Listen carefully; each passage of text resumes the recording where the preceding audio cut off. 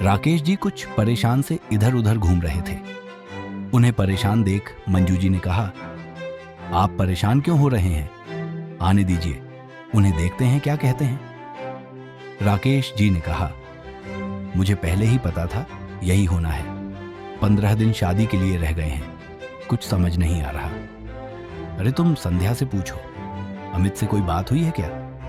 मंजू जी ने संध्या को आवाज लगाई, साथ ही राकेश जी को समझाते हुए बोली, आप शांत हो जाइए, सब ठीक हो जाएगा। संध्या जल्दी से आए। क्या बात है, मम्मी पापा इतने परेशान क्यों हैं? कुछ नहीं बेटा, बस तेरी कुछ अमित से बात हुई क्या? मंजू जी ने जल्दी से पूछा।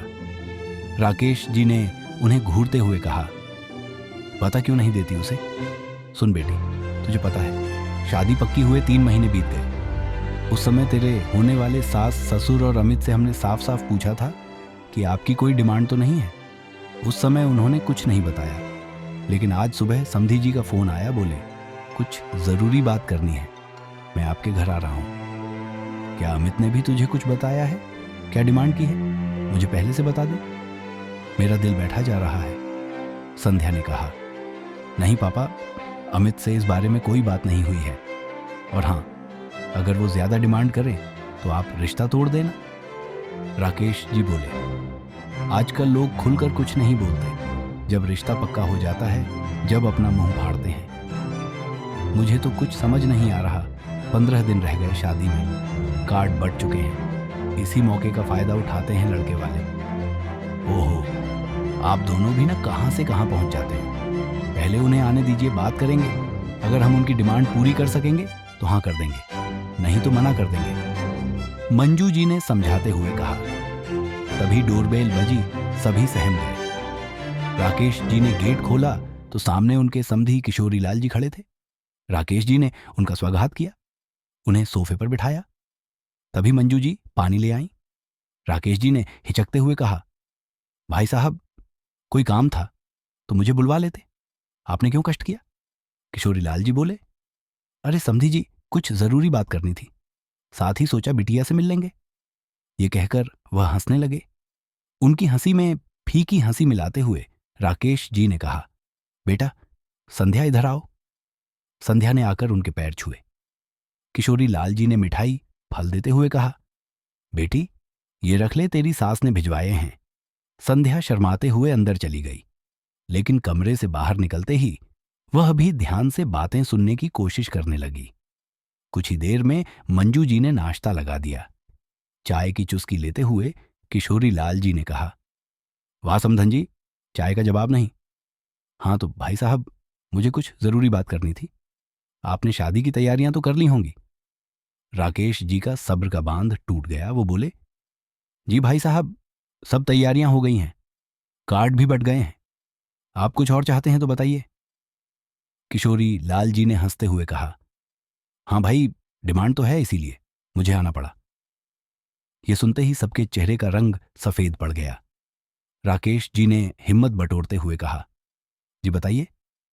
बात ऐसी है भाई, हमने आपसे कहा था कि हमें केवल लड़की चाहिए, लेकिन आप तो जानते हैं शादी में रिश्तेदारों की नजर दहेज पर होती है। कितना सामान आया, कितना नकद मिला, उनका मुंह कभी बंद नहीं होगा। आपसे बस एक अनुरोध है कि आप बिल्कुल भी दहेज या नकद न दें, केवल 1 रुपये से शादी करेंगे। किशोरी लाल जी ने गंभीर होते हुए कहा। राकेश जी बोले, भाई साहब वो तो ठीक है, लेकिन हमारे भी तो कुछ अरमान हैं, जो भी हमसे बन पड़ेगा करेंगे। किशोरी लाल जी ने कहा, आप अपनी बेटी दे रहे हैं, मैं उन सभी रिश्तेदारों, चाहें वो आपकी तरफ के हों या मेरी तरफ के, उन्हें यह संदेश देना चाहता हूं कि बिना दहेज के भी शादी हो सकती है। रही बात आपकी, तो आप ये पैसा अपने बुढ़ापे के लिए संभाल कर रखिए। मैंने 1 महीने पहले ही सारे दहेज का सामान बिटिया के लिए उसके कमरे में सेट करवा दिया है। हम और आप ही तो मिलकर इस दहेज की बीमारी को मिटाएंगे। राकेश जी की आंखें नम हो गई थीं। वो क्या सोच रहे थे, और ये सब सुनकर उन्हें विश्वास नहीं हो रहा था। तभी किशोरी लाल जी ने अपने बैग से निकालकर 10 लाख रुपए टेबल पर रख दिए। फिर उन्होंने कहा, अमित ने संध्या से पूछ लिया था कि मैरिज होम और दावत सब मिलाकर 20 लाख का खर्च आ रहा है। हम एक ही फंक्शन करेंगे और आधा खर्च हम उठाएंगे। ये पैसे आप रखिए, हम शादी के दिन सुबह ही आ जाएंगे। सारा इंतजाम कर लेंगे आप, बिल्कुल चिंता मत करना। अब राकेश जी का रुकना मुश्किल था। उनकी आंखों से आंसू बह रहे थे। वो बोले, समधी जी, आप चिंता ना करें, मैंने सब इंतजाम कर लिया है। आप ये पैसे रख लीजिए। नहीं समधी जी, आपकी बेटी की शादी है तो मेरे भी तो बेटे की शादी है। आप रखिए ये पैसे, और कुछ मेरे लायक काम हो तो बताना जरूर। ये कहकर वे उठकर खड़े हो गए। मंजू जी और संध्या दोनों की आंखों से आंसू बह रहे थे। संध्या ने पैर छुए तो किशोरी लाल जी ने एक लिफाफा संध्या को पकड़ा दिया। उनके जाने के बाद संध्या ने लिफाफा खोला तो उसमें 5,000 रुपए और एक खत था। उसमें लिखा था, बेटी, अपने पिता का ध्यान रखना, वे बिल्कुल चिंता न करें। कोई परेशानी हो तो मुझे फोन कर देना।